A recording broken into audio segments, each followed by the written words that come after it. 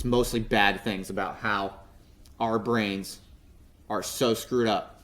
Or rather, no, our brains are actually quite, obviously, they're very sophisticated. Our brains are obviously very, unprecedentedly powerful in kind of the history of organic life.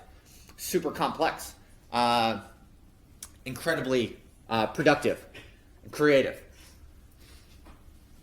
Evolutionary miracles, of course, yes.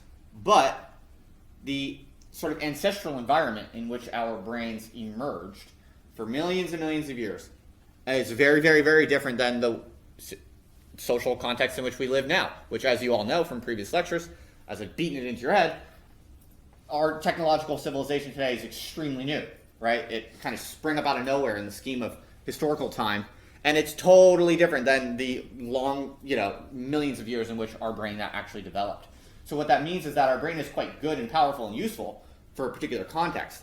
But in today's world, it's a nightmare of confusions and deceptions, and it plays tricks on us like you wouldn't believe, all right? So that's going to be what we talk about today.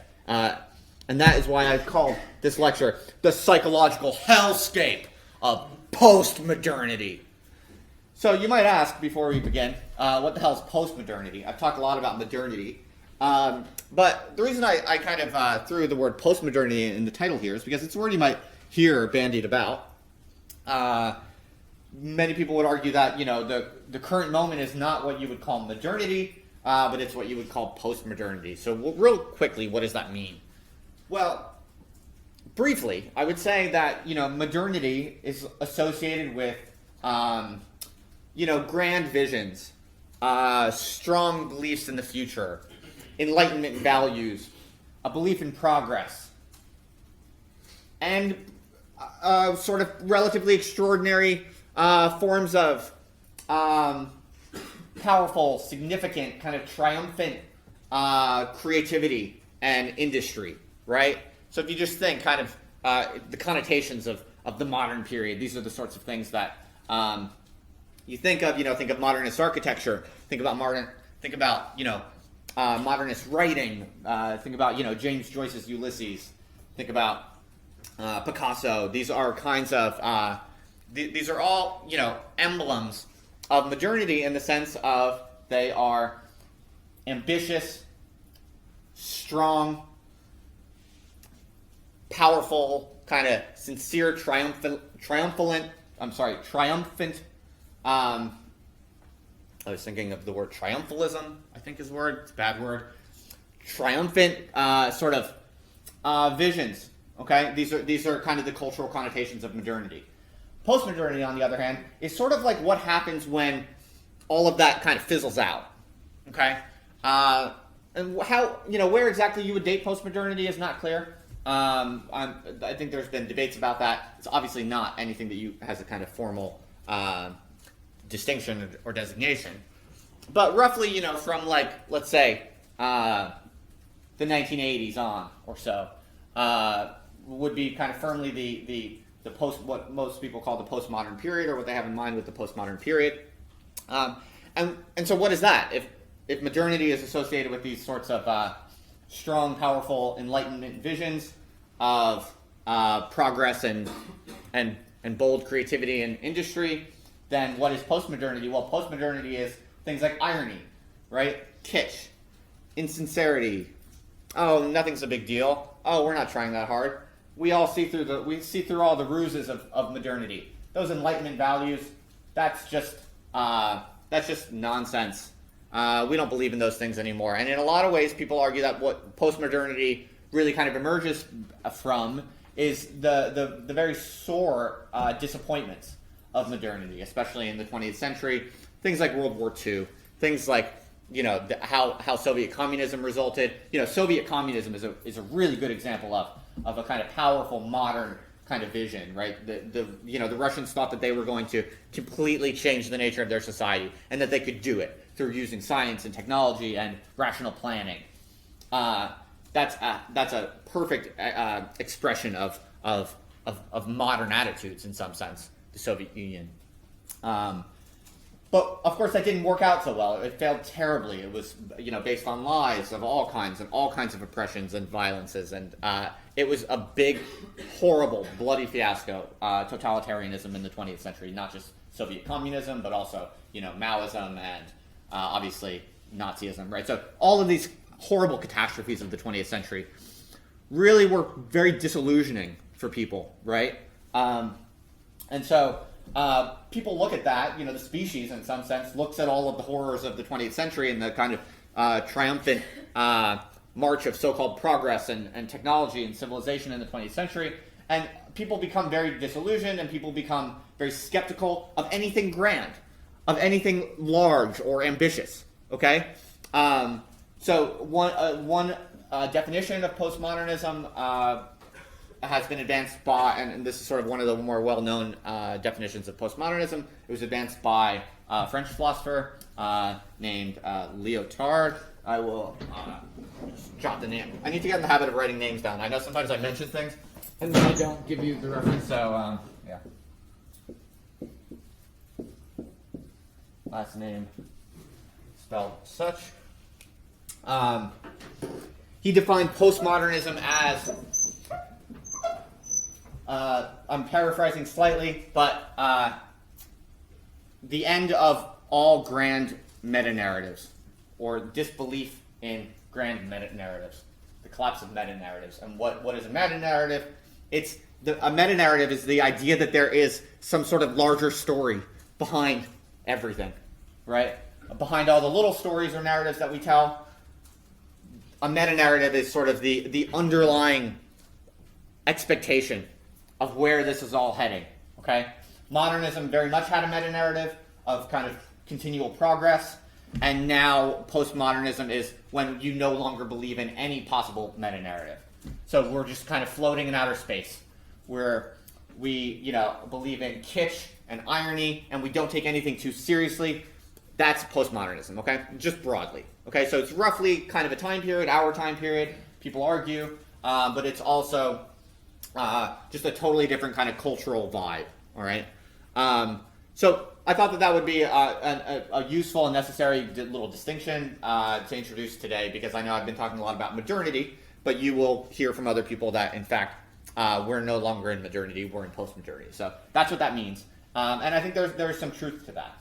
Personally, I'm inclined to see it more as like postmodernity is I see it as sort of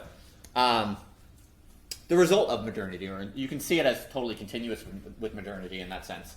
Because I think it is. I mean, especially with the larger historical narrative that I'm presenting to you in this semester, postmodernity and modernity are far more similar, far more continuous, because the dynamics of increasing instrumental rationality, for instance. I think that story helps you see how what people call postmodernity is. It's very easy to see how that is directly connected to and consistent with modernity as we know it. Okay, yes. Okay, so that's enough on that. But I did want to introduce that. Okay, but one of the other reasons I talk about postmodernity in this lecture instead of modernity is because there are kind of psychological correlates to this sort of fragmented connotation of postmodernism, right? So if postmodernism is the collapse of grand meta-narratives and a kind of a cultural tendency toward insincerity and kitsch and irony and kind of small fragmented attitudes and approaches and styles and culture, well, it turns out that there's actually, I think there are kind of psychological correlates of precisely that kind of cultural tendency. Okay, so and the kind of psychological theories and psychological phenomena that we're going to discuss today have much more of a kind of how should I say? They make more sense when you think about them in relation to this kind of description of postmodernism than they do when you think about kind of some of the previous things that we talked about in modernity. I'll just sort of leave it at there. So a quick roadmap of where we're going to go. First, we're going to talk about how most people are liars, and not because they're necessarily trying to be liars, but on a deep, deep level, we are kind of made to be liars. We are kind of deeply deceptive creatures, because deception, or you'll see what I mean by deception. It's not like it's a little bit more subtle than that, obviously, but just to kind of lay things out in an initial kind of provocative way. Our brain plays tricks on itself regularly, and for survival reasons, right? And I'm going to try to kind of explain how that works. So on a basic level, most people are liars, especially when we think about and talk about politics, okay? So we're going to go into the psychology of that. A lot of the research on this is often kind of labeled under the umbrella of what is called motivated reasoning, okay? It's a nice way of saying, kind of strategically deceptive speech, thinking and speech. But not only are most people liars, but most people are incorrect about most things, most of the time. Well, that's maybe a bit of an overstatement, but our brains are not only do they tend to deceive us and deceive other people, the ways that we think and speak. Not only do they tend to deceive people for strategic, instrumental purposes, but they also have a bunch of very specific tendencies to be wrong, just in an empirical sense, to misperceive the realities. There's dozens and dozens of ways in which psychologists have shown and have been able to measure and experimentally verify that our brains, in their natural functioning, systematically deviate from the truth of the reality that they're perceiving. Okay, so there's dozens and dozens of them, and we'll talk about just some of. We'll talk about how that works, why that works, and some of the more salient examples that have to do with kind of media, the politics of media, and more generally understanding where we are today. Okay, and finally, we'll talk about, after we kind of lay these psychological bases, we'll talk about we'll kind of go back to the stuff we've been talking about in the previous sessions, and we'll try to think through how the information revolution would interact with these psychological phenomena to help us understand how the world looks like it does today, how we've arrived in the situation that we are in today. All right. Basically, I think for a few different reasons, the information revolution kind of rapidly multiplied the power of our lying tendencies and the power of our erroneous tendencies, and it all happened so quick and so powerfully that we're all still kind of reeling from what the hell even happened. Okay, but like I said, this is very negative roadmap. In some sense, we are going into the depths of contemporary hell, I think, because when you think about this stuff deeply, hopefully it's going to kind of change your very sense of what you do when you hang out with friends at the pub, or when you interact with people at a family gathering, when you talk about politics and society. We're really trying to drill down into kind of the psychological depths, the psychological kind of substrata of all of your kind of intellectual and political, intellectual kind of thought and behavior around politics. Okay, and not just you, but almost everyone around you. And when you look closely and you drill down deep, it doesn't look so pretty. But like I said, it's all for the larger goal of being able to reckon with how we actually function, so that we can actually get a grip on everything that's gone so wrong in society today. And that by understanding how things have gone wrong, we'll be able to rewire them in a way that I think will be quite positive and optimistic. All right, so that's the roadmap. So we'll start with how most people are liars. Well, the first kind of distinction that we need to introduce is a distinction that psychologists have introduced for basically different systems in the mind, different mental systems or psychological systems. And when I say, what do I mean by system? The brain and the body as a whole is a complex biological system, right? But then within that complex biological system are subsystems. And what is a system? A system is just a few different components that interact in a repeatable way to produce some sort of coherent order among multiple parts. That's all a system is, right? So any system can be decomposed into subsystems when you have a complex, organism such as, a human person, right? So that's all we mean by system. So for all intents and purposes, you can think of a system as like different parts of the brain and how they interact. That's like a very loose way of putting it, but you can think about that. We'll talk a little bit about neuroanatomy in just a minute, but for the moment, the brain has different parts. Different parts serve different functions, and you can't reduce thinking and speaking to the brain itself, because obviously it's a complex connection between brain phenomena and your sensory motor phenomena, right? But for the most part, that the brain has different functions that do different things, and when you do one task, certain parts of the brain fire, but other parts don't. But when you do a different type of task, different parts of the brain fire. So that's what we mean by, I'm painting a very rough picture for you by what I mean by systems. And so psychologists have distinguished different kind of mental systems. And in one system, which is called fast thinking, or also known as System 1, if you have a more technical disposition, that is the mental system that deals with kind of everyday automatic thought processes. So like it's kind of like non-conscious automatic functions of your brain. If you think you're just walking down the street or something like that, you're being, you're passing by people, you're seeing things, and you're on some level you can feel these things affecting your brain, but you're not thinking too much about anything, right? Things are just kind of passively affecting you. If someone walks by you who's like wearing a big dark black trench coat and has like a machete in their hands, you're gonna feel kind of scared, right? But you're gonna feel a little scared before you think about anything at all, right? That's kind of automatic. That's fast thinking. That's System 1. Okay, it's sort of always on is one of its properties. It's sort of the default mode that's on without you trying to put it on. That's one of the characteristics of System 1. It's kind of default, everyday, automatic thinking processes. Okay. It is sort of, I said that it's sort of the default. It accounts for most of the time.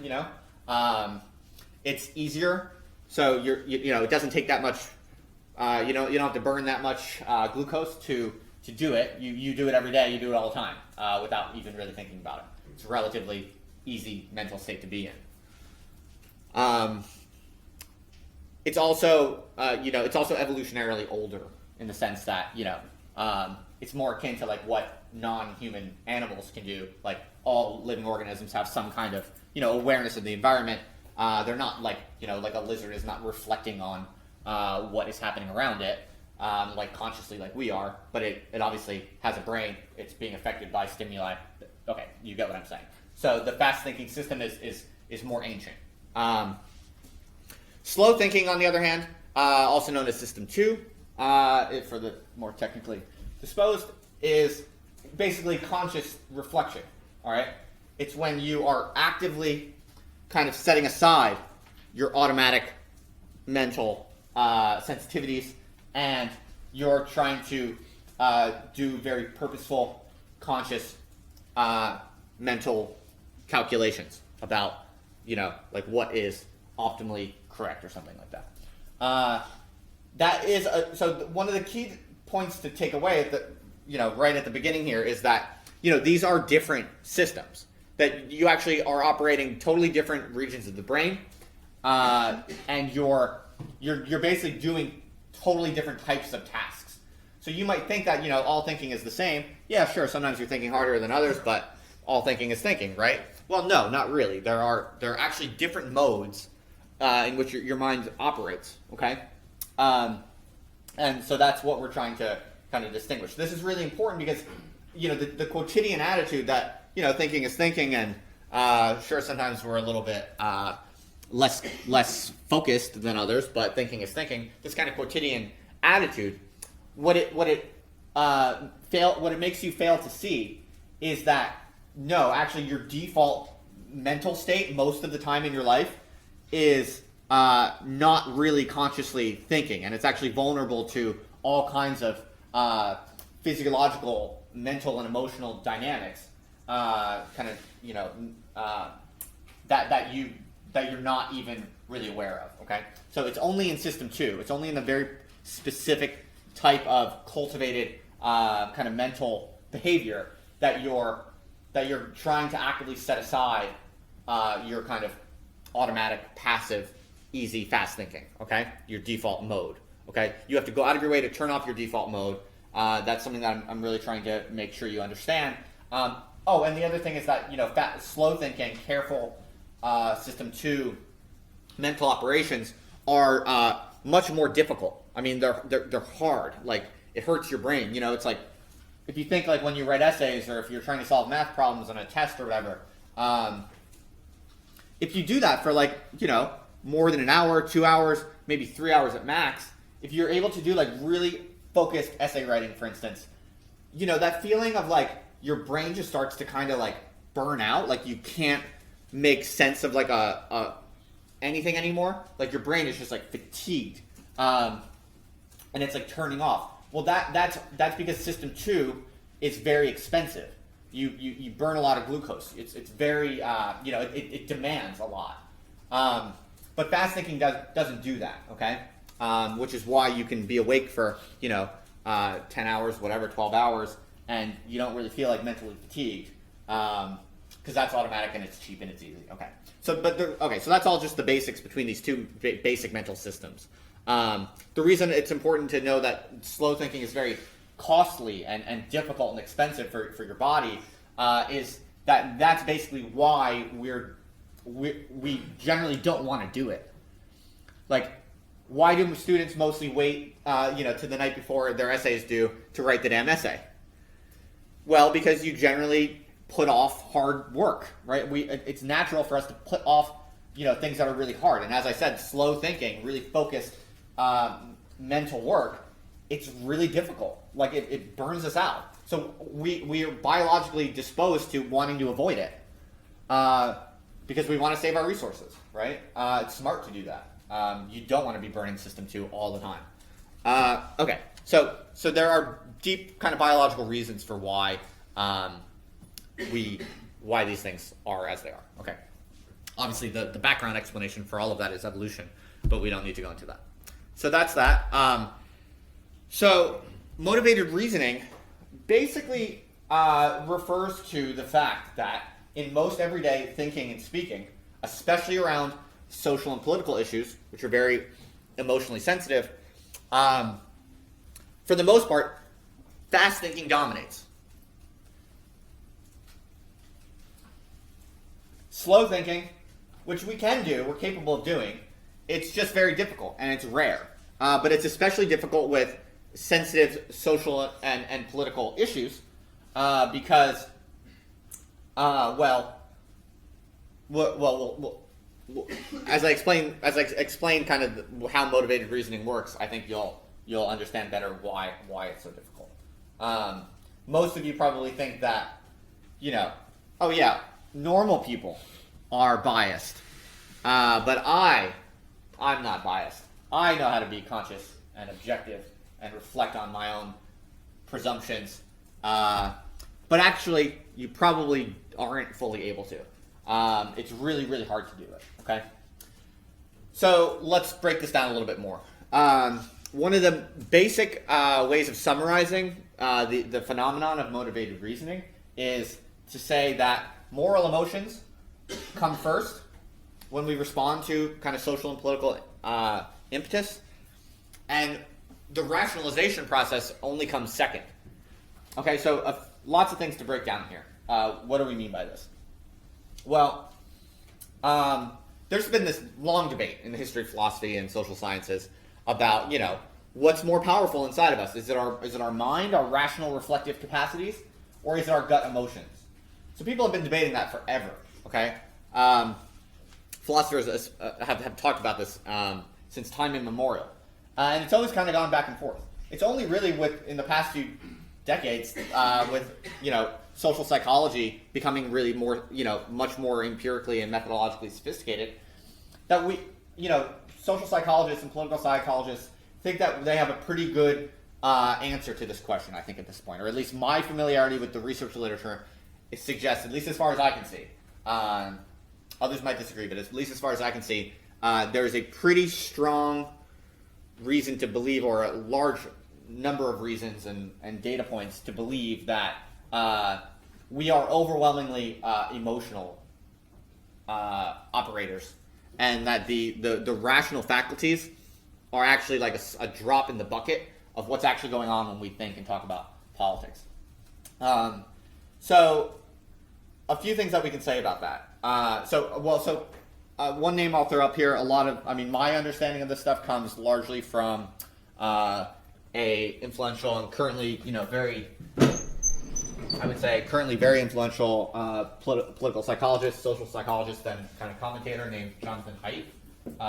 Of course, it's on the syllabus. I had you read selections from Haidt's book, so you'll know how that name is spelled. By the way, I'm kind of in this lecture, I'm drawing on a bunch of different people. I might not always signpost exactly who I'm talking about, but another big name for the stuff on fast thinking and slow thinking. Well, you read that. I had you read that piece about Kahneman. It was one of the big names who's kind of introduced that idea. Jonathan Haidt says an expression that he uses throughout his book is the distinction between the elephant and the rider. Okay, so that when we think about things, we are largely, the emotions are the elephant, and our thinking, rational, reflective, conscious thought processes, that's a tiny little rider on top of this massive elephant. Okay, but this is really important because most people think that it's opposite. Most people think they're kind of conscious, cool calculators in full control, and they keep their emotions kind of in line. But in general, that's just not what human beings are. Okay. A few things we can say about this. One is that it makes sense, kind of evolutionarily, right? Because if you think about it, the conscious parts of the brain, the conscious kind of human capacities for rational thought, they came extremely late in the development of our biology. So it makes sense that the basic kind of emotional centers would be more powerful. And one of the implications of this, what this means in some sense, is that if I ask you, like, what do you think about abortion? Or what do you think about the welfare state? What's happening is that your emotional centers are being triggered before your rational center can even take off. So what's interesting is, like, the neurophysiology of it is that, your emotional processing, it actually occurs more quickly. So, like, in a measurable physical way, if I ask you, what do you think about abortion? What do you think about abortion? As soon as you start to answer that question, to think about what is your answer to that question, your emotions are kicking in literally before your rational processor can even come online. And they've done studies on this, okay? That's one form of the evidence. But what it means, but how do we think about that kind of theoretically or philosophically, or just not even philosophically, but what does that mean exactly? Well, what it means is that, when I ask you a question such as, what do you think about the welfare state? Or, is global warming real? You're not, what's happening is you're basically, your body is asking you, like your nervous system, your mind, your body, whatever you want to call it, your organism is basically asking, what is my gut feeling to this? Like, is this good for me or is this bad for me? Like, is this a threat or is this something that I like? It's that kind of pre-conscious sensitivity that, animals have had forever. That is being kicked into gear, and it's only that actually in some sense, that's what powers your rationalization. So it's like, what first happens is you feel in a non-conscious way, system one, you feel non-consciously, is this thing a threat to me, or is this something that I like, and it makes me feel good and safe and secure, whatever, I'm obviously being very kind of simplistic about it. But that gut moral reaction gets triggered first, before your rationalization before the rational faculties even can boot up. All right, and what happens is that emotional gut feeling, what Jonathan Haidt calls moral intuitions, that is what sends your rational faculties off to go find reasons. Okay, so even when your rational faculties kick in, which happens later in a measurable way, even then, your rational faculties aren't looking for the true answer to that question. They're looking for your rational faculties are literally just searching for data to support and satisfy your moral intuition. Okay? So it's not just that moral emotions come first, but they actually drive what you even do with your rationalization. And so, one interesting way that we see this in the evidence, I find this sort of evidence very fascinating and convincing, is that you can look at, scientists have looked at people who the emotional parts of their brain are messed up through some sort of random freak accident, like someone gets like a knife through like a particular part of the brain or something like that. That's a obviously extreme example. But there are people, medical anomalies, right, who have like a very particular problem in their brain. If you look at people whose emotional centers are broken, they're actually not able to make rational decisions either. And that is seen as evidence of precisely what I'm saying, that when we think we're thinking rationally and consciously, we're not like being an honest observer, a kind of impartial observer of all possible information. We're going and doing tasks that are assigned to us by our gut feelings, and we're obeying our emotions in a way that we literally cannot identify consciously. Okay. So lots of different forms of evidence of that, but that's the basic idea of motivated reasoning. Okay, that moral emotions come first, and then rationalization comes second. And something else I would add is that that rationalization is a strategic process, and it's a social and political process. So how you choose to think about something is going to be significantly conditioned by who is the person asking you. So if you can easily just think about this intuitively, and I think you'll find a lot of this is very sensible. I think with even in your own experience, the same question or comment from a friend who votes for the same political party as you, you're literally going to listen to it and feel it differently, and you're going to find words for it differently, and then you're going to express those words differently than if it was someone who to be a representative of the opposing political party. Okay, so it's intuitions or emotions come first, and then a kind of strategic social rationalization process occurs. Okay, that is designed to serve the interests and the commands of the emotions, and then to also kind of serve your social and political interests. Okay, in a strategic and basically deceptive way. All right. It's not unfair to call this, basically deceptive, or, roughly speaking, to call this lying, because in some sense we are liars to a degree that we literally don't even understand, because it's literally not conscious. To take a step back and kind of reflect on what this means. What this really kind of means is that when you go out into the world and you're talking about politics at a party, or even writing your essays up until now. Of course, after today, you'll have this totally sorted, and you'll be much more reflective. Yeah, right. These are kind of automatic things that we, even when we know them, we are constantly going to be battling them. So what this means is that, like, when you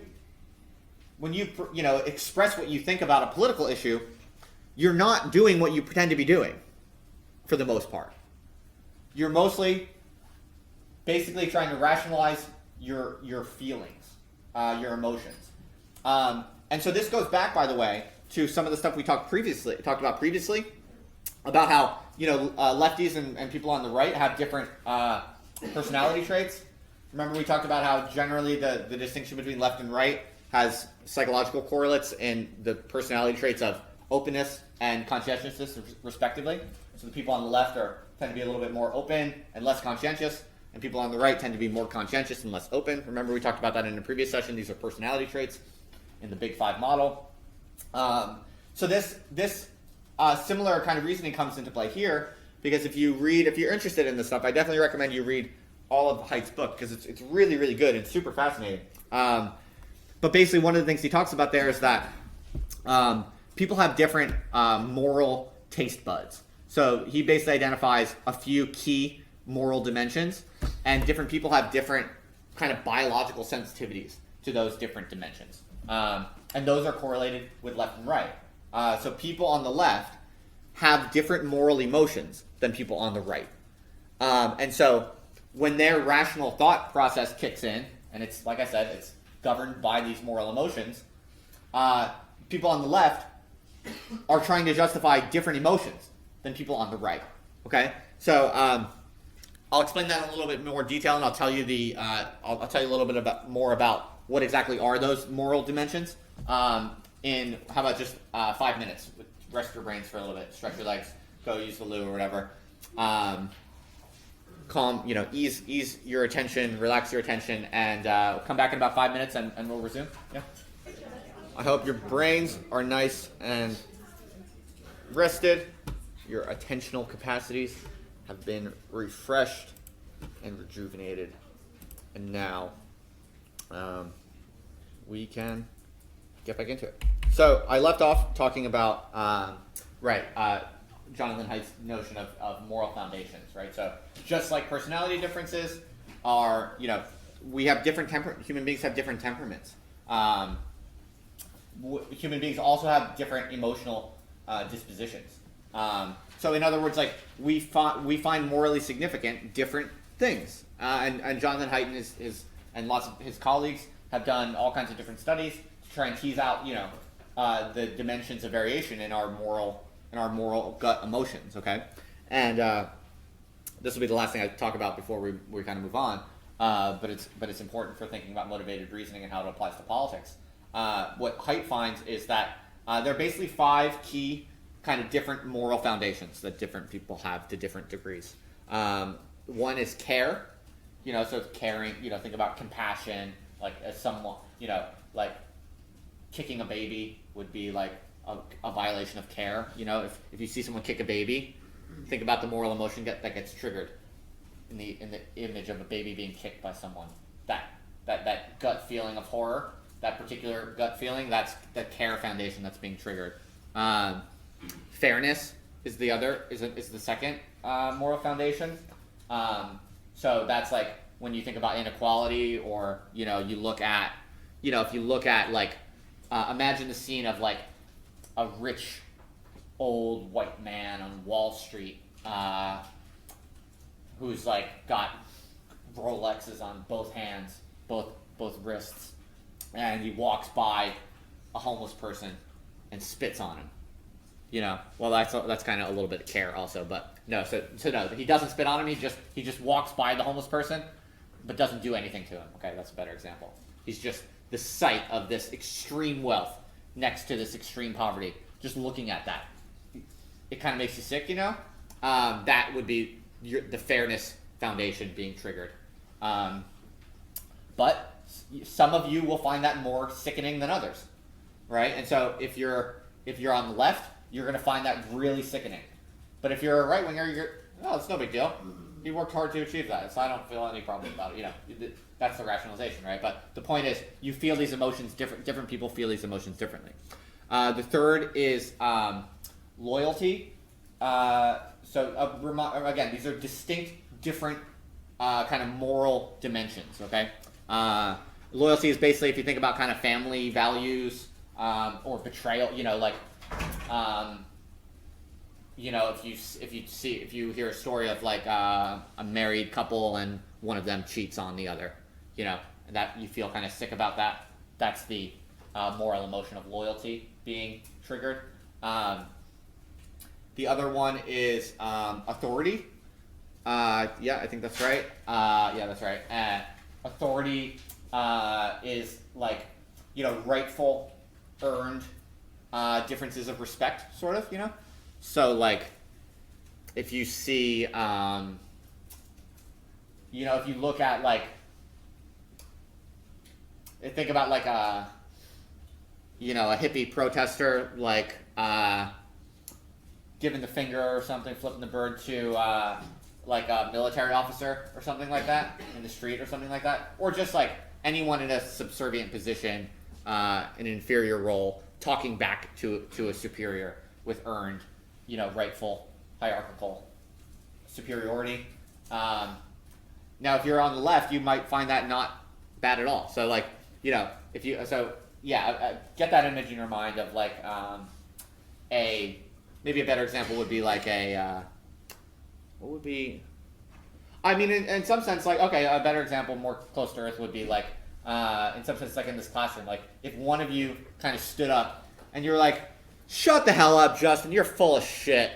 If one of you did that, of course you'd probably find it funny, but part of you would feel, at least some of you, the good ones among you, would feel a little horrified, like, that's rude. That's totally, like, why is he being so mean to Justin? Justin, he has a PhD. He's a proper professor. He's like a pretty smart guy. He has the right to be down there. He deserves our respect, right? Justin deserves a little bit of respect because he has a PhD and we don't have PhDs. So why the hell is this student talking to him like he's like he's not, like he doesn't deserve to be there or something? That would be violating the authority foundation, right? In any context where someone has perceived to be legitimate authority and that's kind of spit on, that something feels morally wrong about that, right? That's the authority foundation. If you're like an anarchist, you're not going to be bothered by that. You're going to think, yeah, everyone should talk back at the teachers. Should all be destroyed. All the hierarchy should be destroyed. But so you might not feel that moral foundation triggered when in that sort of instance. But if you're like a conservative, military person or something like that, you're going to be extra horrified by that. So you see how these things play differently, right? And finally, the other one is sanctity, right? And so sanctity is kind of interesting because, well, it's basically associated with kind of religious purity, right? So like sanctity foundation is examples of that would be found where people get really upset about something where there's like no real practical, kind of obvious practical significance to it. So like, like if, what would be an example? What are some examples that Jonathan Haidt gives? Oh, so actually, like, political correctness is a good example, right?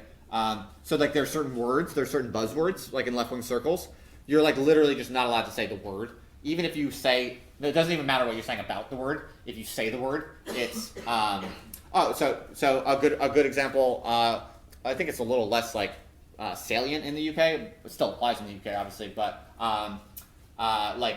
with like racial politics, for instance, like the so-called N-word.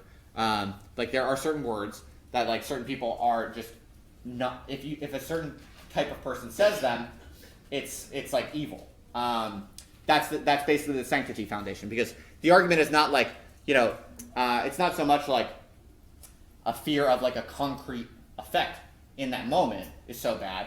It's like the symbol is so bad, and if you touch the symbol in a way that it is not supposed to be touched, that is evil, right? So that it's basically a kind of it has a kind of very religious kind of structure. Okay, so that's a left-wing version. Obviously, on the right-wing version, there is like if you think about like flag burning, right? Like one way to horrify a right-winger is to like throw the flag on the ground or spit on the flag or burn the flag. That is seen as like horrifying to like a right-winger because because the flag is sacred. It has sanctity. Okay, so words can have sanctity. Symbols can have sanctity. Well, words are symbols, obviously, but flags, words, whatever. These are all symbols. Whenever there's a symbol that has like a very strong kind of emotional charge, that's the sanctity foundation. Okay. All right. So that's a quick kind of refresher on or introduction to moral foundations theory. But the reason that this is really important is because, as I was kind of alluding to with different examples, different people on the left and on the right have different moral foundations. And briefly, the key way in which people on the left and people on the right differ in terms of moral foundations is, in a nutshell, the way you summarize this is to say that people on the left are distinguished by caring more about care and fairness. So people on the left care the most about care and fairness, whereas people on the right care about all of those foundations more or less equally. That's the difference. So if you're a lefty, in some sense, what I'm telling you is that, let's say you're a lefty, you're like a proud labor supporter, you love Jeremy Corbyn. You might think you got to that viewpoint from like reading lots of history books and thinking rationally about what would be the best political party. But I'll tell you that it's largely because of your personality traits, it's largely because of your genetics, and it's largely because violations of the care foundation make you feel really bad emotionally. And violations of the fairness foundation make you feel really bad emotionally. And because of that, your brain goes off and finds reasons why left-wing parties and politicians are rationally better. Okay? And yeah, so that's basically, in a nutshell, my kind of quick and dirty introduction to moral psychology, and psychology more generally as it applies to ideology, and this will have obvious applications to media politics. Okay, so briefly, I kind of went over this, but I want to just give you a little bit more kind of meat on the bones of what I've been saying. I am not like a brain scientist. I don't know shit about neuroanatomy, all things considered. I don't know the basics. And since I've talked about it a little bit, I just want to kind of briefly go over it. So we can distinguish between broadly 3 different parts of the brain. The one you can think of as the lizard brain, which is the most ancient kind of part of the brain that's been around this earth the longest. And it's basically, you can find it in lizards just as well. That's kind of the fight or flight part. That is this like super automatic, really, really basic kind of mental processing. And that's the part of the brain that's kind of online all the time, as we talked about default. Then so that's like the brain stem, kind of down at the bottom, the base of the brain.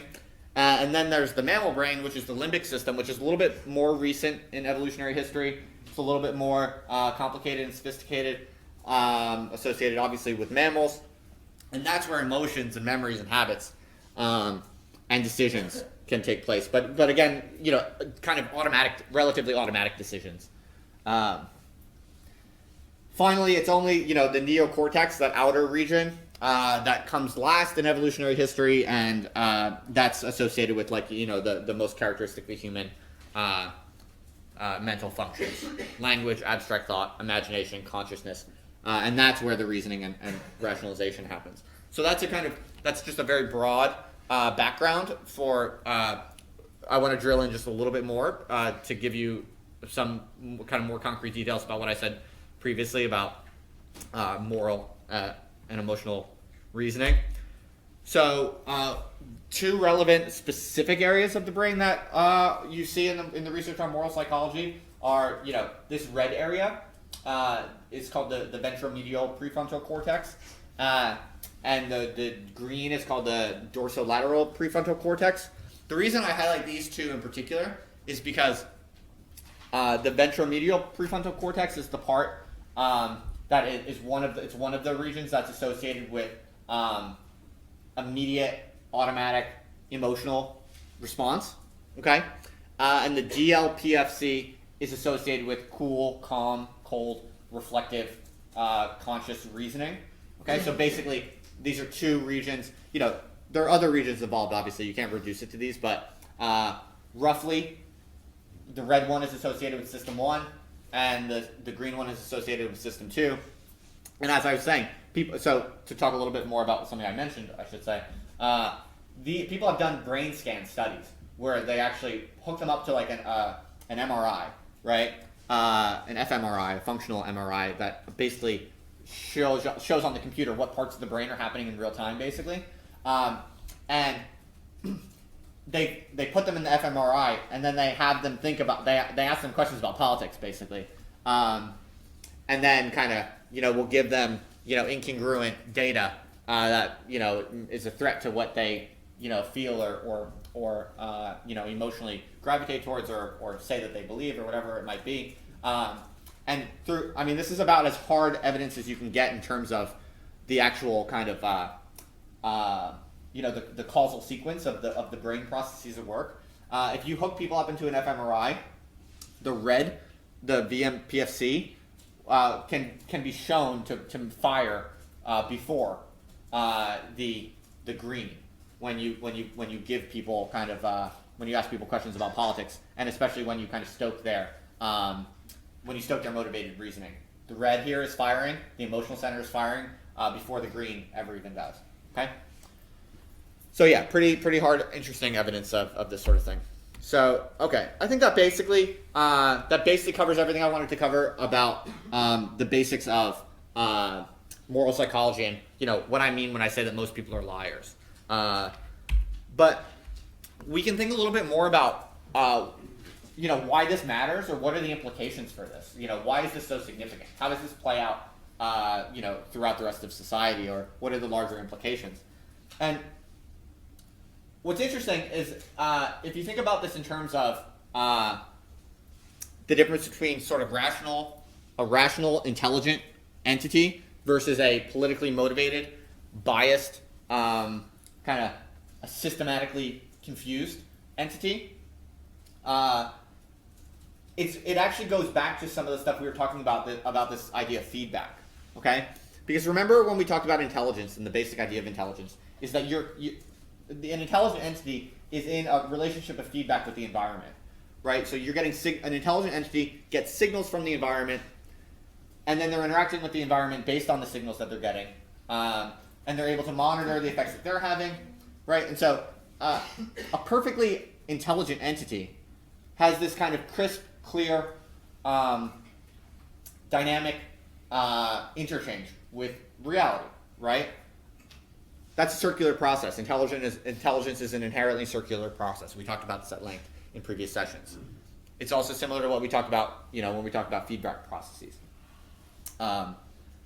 Well, just like when we talked about feedback processes, one of the things we talked about was if a process of positive, whenever there's a process of positive feedback, there's sort of the opportunity for kind of non-stable behavior, like explosive behavior, right?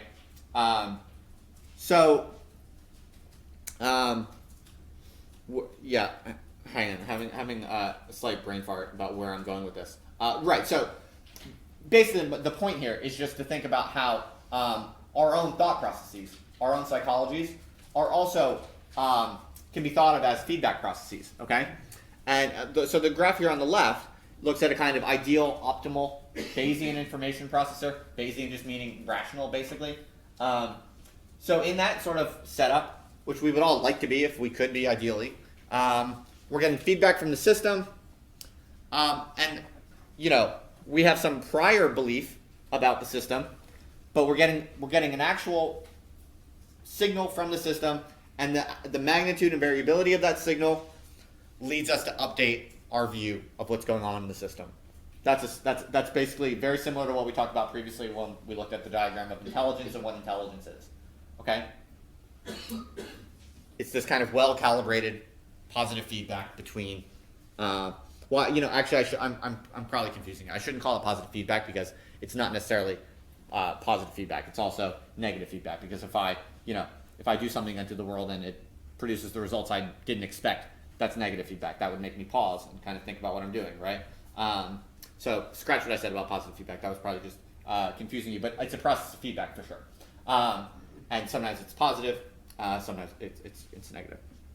But politically motivated reasoning screws up this process. Like, in other words, it's a major. It's like throwing a handful of sand or like a big stick into intelligence in some sense, because what it does is, if you have systematically erroneous, ideas based on your political predispositions or emotions,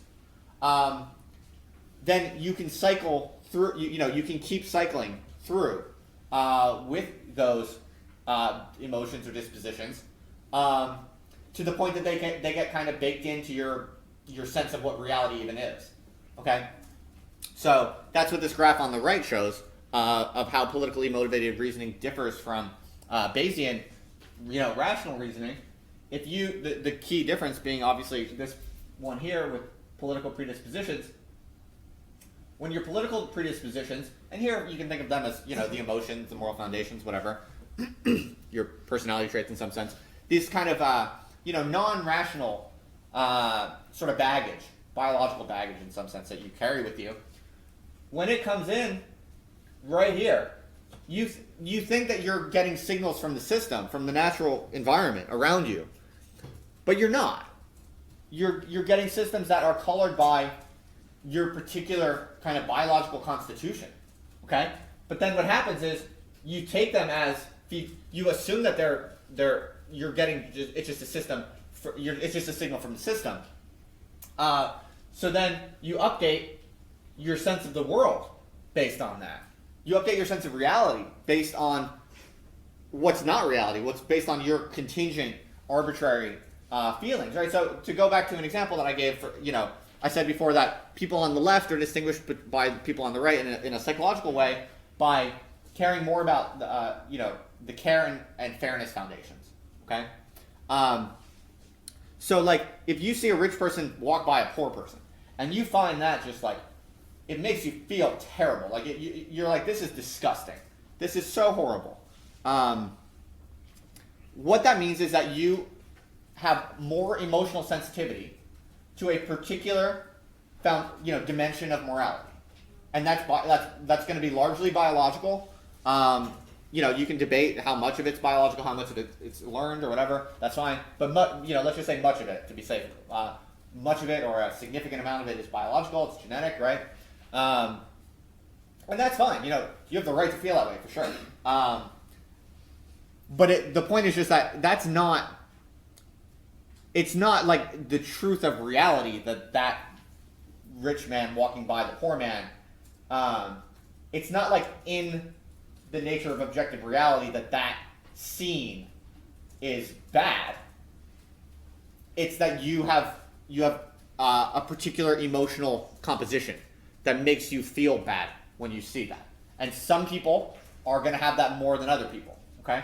Right, so I've already kind of mentioned that, but the reason I'm bringing it back up is because what it means when you look at it in this diagram is that in some sense it's a deviation from intelligence. Because what happens is you could say the same thing, by the way, this is not at all like a critique of people on the left or whatever.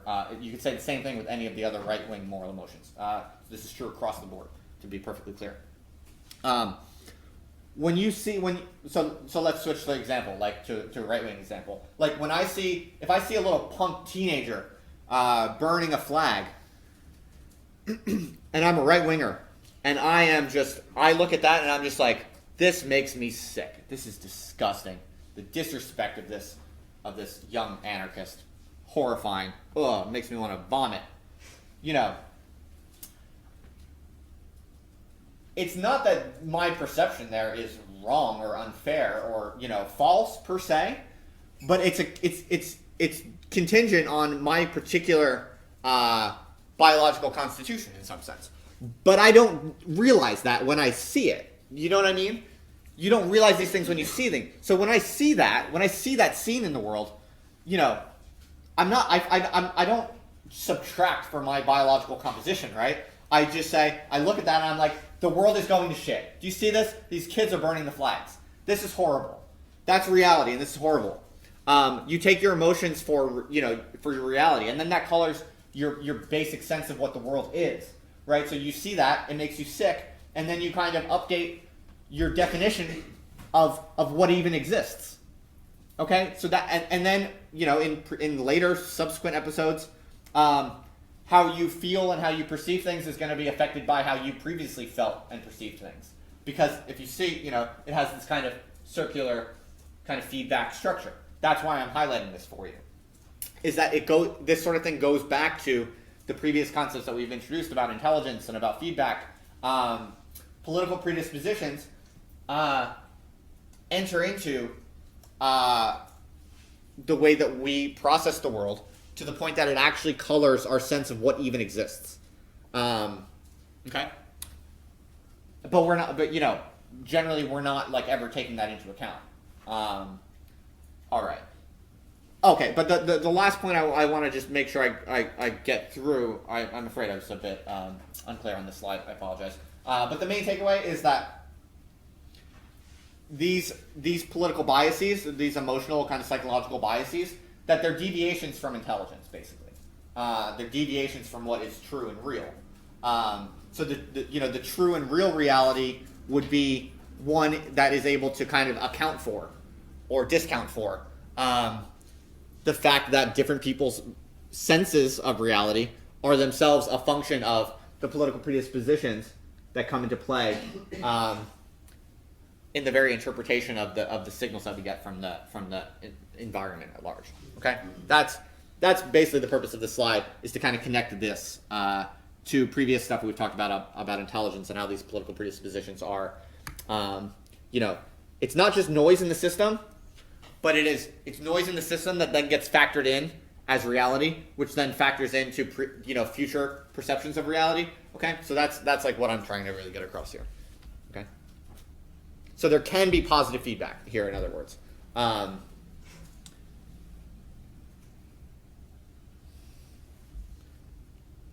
And so basically, one reason I'm talking about that is because this gets us some distance to understanding how people can become more and more polarized over time.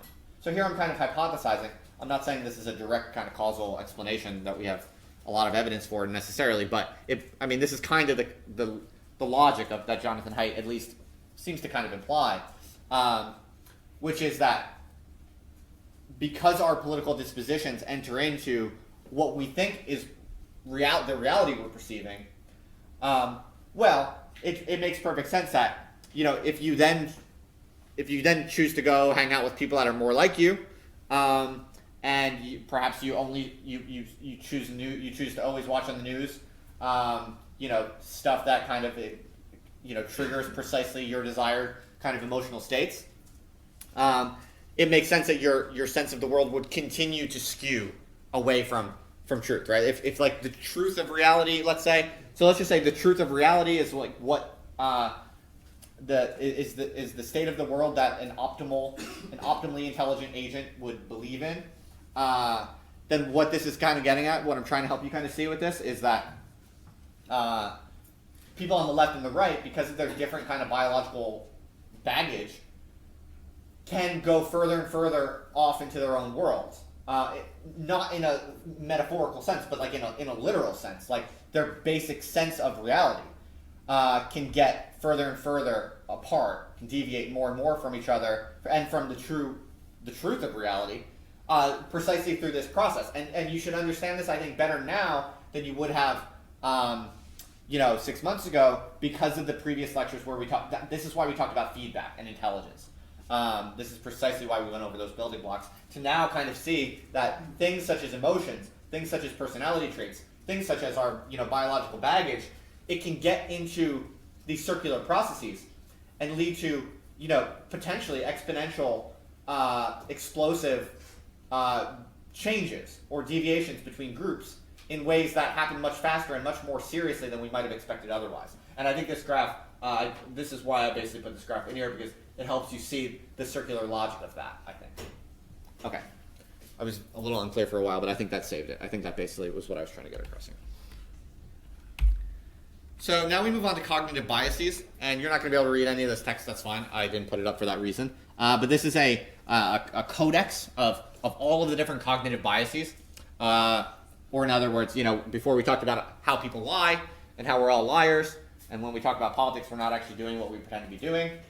Now we move on to talking about how we're not just liars, but we're also systematically incorrect, like all the time. So this is a codex of cognitive biases. So it just gives you a sense of how many there are. Each one of these lines in this graph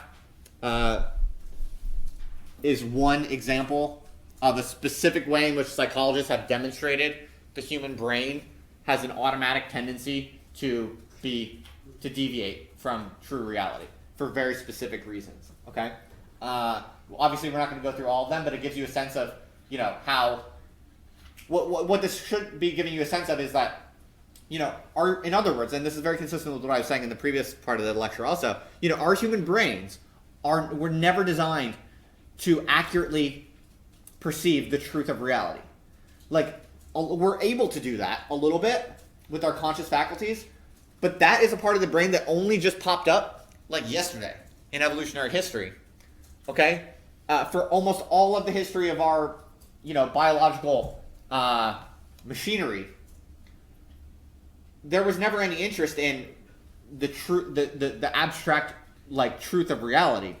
What was there an interest in? There was an interest in, getting away from the saber-toothed tiger, or whatever it might be. For the history of, organic life on Earth up until this point, most of the evolutionary work is just about, or living organisms being able to, like, get away from that which is going to hurt it, right? And, stick around towards those who are going to help it, or help it reproduce, and family and this sort of stuff, right? Friends, family, reproductive, friends or foe, right?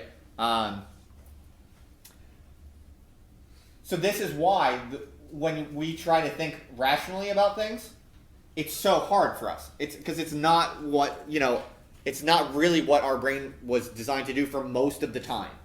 It's only recently that we're able to do it, but it's very costly, and as you can see in this graph, it's very, very error prone. Okay,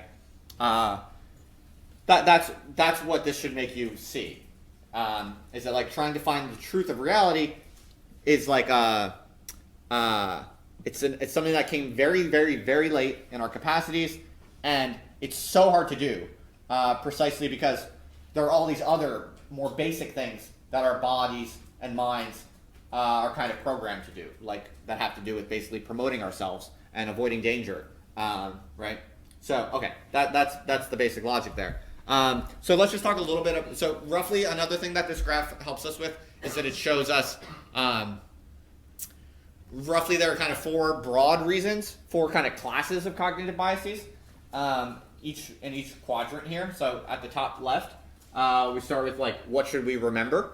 One basic problem of being thinking creatures is that there's just way too much to know, right? I mean, one reason that we can't know the truth, one reason we're not good at being able to identify the truth of reality is because reality is so complex.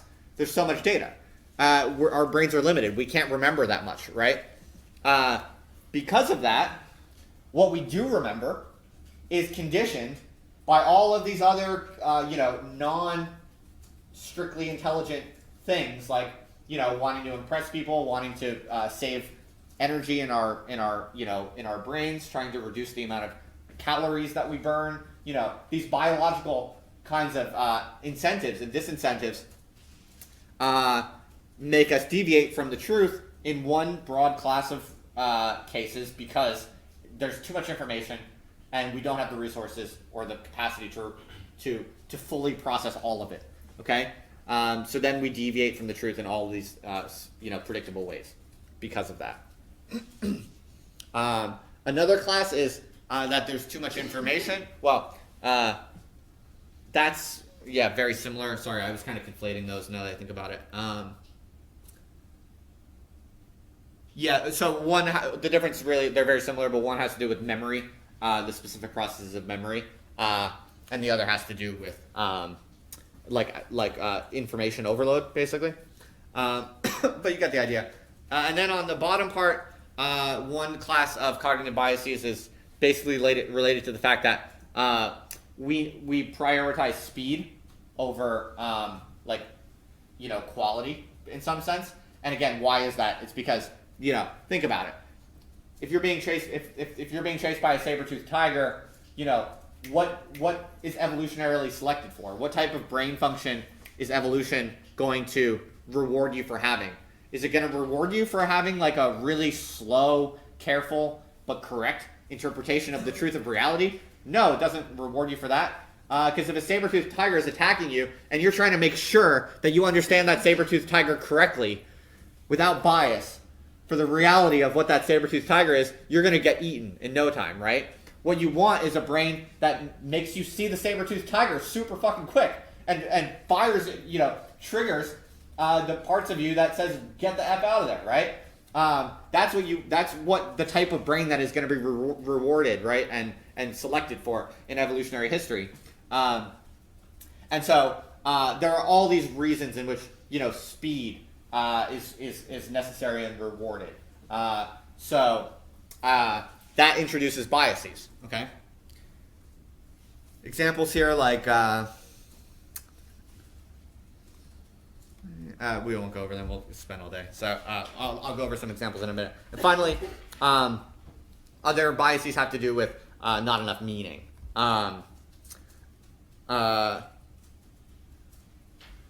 Because we have to kind of, we're not able to fully understand things, so we have to make guesses, basically. That's, yeah, enough there. So those are four broad classes. But what are some specific examples that have to do with, media politics? Well, there's lots of them, and I just picked a few at random. But just to give you some concrete examples, to think through. One would be what's called the availability heuristic. So one cognitive bias that we're all, susceptible to is that we're likely to overweight things that are immediately available in our minds. So there's a few different kinds of more specific forms of bias that are very much related to this. But it makes perfect sense, right? Like you're going to treat as more important. For example, examples of something that you're able to call to mind because you have them available. Because you have them available, you're going to treat them as more important. Okay, that's a basic availability heuristic, and in some sense, like that's so obvious, right? Like, of course you're going to do that, but you have to see the ways in which that is a deviation from, like the truth of all possible information, right? One that's really important and interesting, I think, especially for thinking about media politics, is what's called the mere exposure effect. So I don't know how many of you know this, but simply being exposed to something will make you like it. So the more you hear of a certain idea, the more favorable you're going to feel towards that idea. It's pretty simple, but it's pretty profound if you think about it, especially for thinking about things like propaganda, because in some sense, this is kind of like a propaganda phenomenon. So like what would be an example?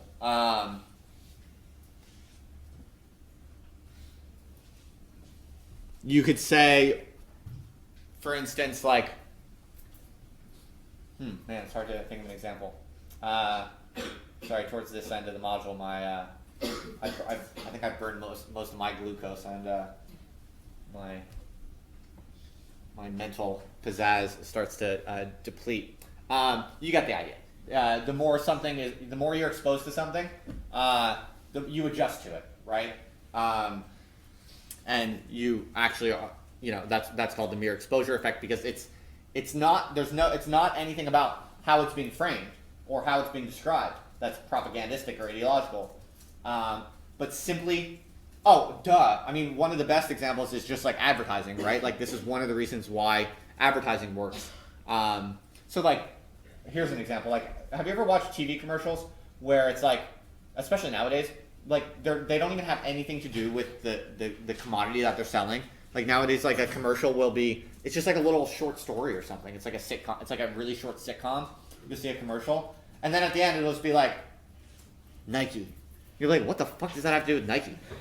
Well, why is that? Well, there are lots of reasons, of course, right? There's priming going on, and there is, ideological kind of messaging and conditioning going on there. But one of the reasons why advertising works is simply being exposed to a brand name over time makes you like it more. Mere exposure. That's why the mere means like it's completely apart from how it's even framed or presented. Okay? Third person effect is also very related to media because basically if you think about like media, for instance, people underestimate their own kind of vulnerability to something like mass media images, but they overestimate other people's vulnerability to it. So like most people will say like, oh yeah, I don't trust the mainstream media. I know that it's all propaganda. But other people, they're really affected by it. They really believe it. That's basically the third person effect. And you kind of overestimate the third person and underestimate yourself. Negativity bias is a very simple but very significant one, that we're more affected by negative information than positive information. So this, I think, is really important and really kind of horrifying if you think about it, because, think about what that means for people's like perception of the world, right? Like, think about what it means for your mental health. That, if I give you two pieces of information and they're just as intense, one is a piece of good news, one is a piece of bad news, and they have the same significance, you might be depressed the next day because of the bad news, whereas you should be like equally, it should be balanced out by the good news. This has like extraordinary and direct implications, I think, for like that. It's super practical to be aware of negativity bias, to be aware that like there are kind of biological evolutionary reasons why you can be destroyed by a tiny piece of bad news, and yet sometimes really good pieces of really good big news can make you not even that happy. I mean, have you ever experienced that? I feel like I see this all the time in my own life. I'm trying to think of good examples. I mean, maybe like rejection, like when I send papers to publications. That's maybe a good example. Like when a paper is rejected, I get really bummed. Like destroys my ego and upsets me and frustrates me, and I might be in a bad mood for like 2 or 3 days because of it or something. But when a paper gets accepted, I don't celebrate. I'm not like elated for 3 days. In fact, when it's accepted, I just like forget about it the next day. This happens to all of us, like across the board. And when you become aware of that, you start to realize like, oh wow, I've just beat myself up over all the bad information, and because I'm systematically underweighting the good things that happen and that I see and learn. Right. So that's negativity bias. And finally, the hostile media effect is another. These are just random examples, folks. There's literally dozens that also have implications for media and politics, but this one has an obvious one. The hostile media effect is that people of all ideological persuasions tend to think that the media is biased against them. Okay. So if you're a right winger, you're going to think that the media, liberal media, it's all funded by George Soros, globalist shills. And if you're a left winger, of course, all the mainstream media is controlled by Rupert Murdoch. It's a complete ideological scam to promote, capitalism and indoctrinate the masses into conformity. So. I mean, think about it. Like, how does the left think that the media is biased? Like, people on the left think all of the mainstream media is biased to the right, and people on the right think all of the mainstream media is biased to the left. Like, can't both be true, right? Cognitive biases are at work under there. Okay, so think about this. So what I want you to kind of really start to do is build like, an integrated picture of what people are really doing when they think and talk about politics. When you see certain media. When you see certain issues being talked about in certain ways or whatever, when you see talking heads on the media, performing their representation of what it means to think and talk about politics, when you see sort of, all political thought and speech that takes place in, public society, you should really be starting to have a totally new and different picture of what exactly we human beings are doing when we think and talk about politics. When you add all these things up, I mean, it's really pretty horrifying, I think. People are subject to all of these errors. They're choosing examples just because they happen to remember them, and they're forgetting about all the examples that they don't remember. They like things just because they've heard about it a lot in the past few months, right? They are overestimating how other people are affected by things, and they're underestimating how they're affected by things. they're overwhelmed with negative emotions because all of the bad things that are happening in the world, they're being hugely affected by. All the horrible news that you read on the internet, that is making everyone really negative and ashamed and guilty and depressed because we're so affected by all the negative information that we encounter in the world. But of course, all the good things that people do, we don't even read articles about the good things people do. But two, if we do, it doesn't affect us that much, and we don't really remember it. But everyone can remember like 10 catastrophes that they read about in the past week, right? You think that all the media is out to get you, and also everyone else thinks all the media is out to get them, right? So all of the people are walking around the world with all of these systematically erroneous tendencies that are deviating from reality. But remember, they're doing it in different groups based on personality traits and based on moral foundations, which are different. Okay? And when you go especially back to this stuff, even when they try to think rationally about politics, for the most part, they're not really doing it because most people are not aware that we have automatic emotional, fast subsystems that operate. Okay, so even when you try to have a conversation with someone about politics, for the most part, often it's all going to be system one. Still, there's all these cognitive biases are coming into play, so people's sense of the world is wrong. But then they're not actually even trying to get to the truth with you. All they're trying to do is find reasons to justify their emotions in a way that they literally can't even see or feel or access because it's literally unconscious. Okay? So people have all of these misconceptions and errors. They're going off into different groups based on their shared kind of gut emotions and personality traits and things like this. Obviously, it's complex and conditioned by other factors too. But then over time, they're able to get a little bit further and further invested in a particular picture of the world that's subject to all of these erroneous, systematic biases, and is conditioned by their particular kind of biological inheritance, is emotionally colored. Okay? And now, with the internet, they're able to, go to war with each other in this, completely disembodied way,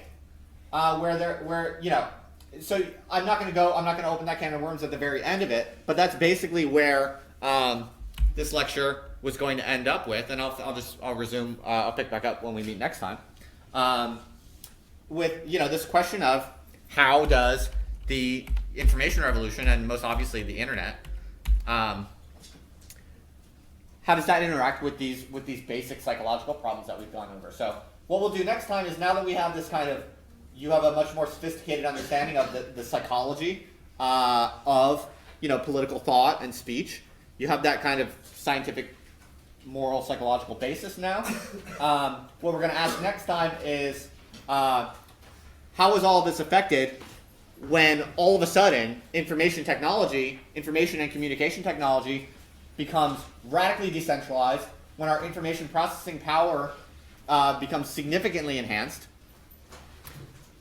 quite rapidly. How is that going to produce predictable effects in the body politic based on what we know about these psychological mechanisms? Okay, that'll be the focus for next time.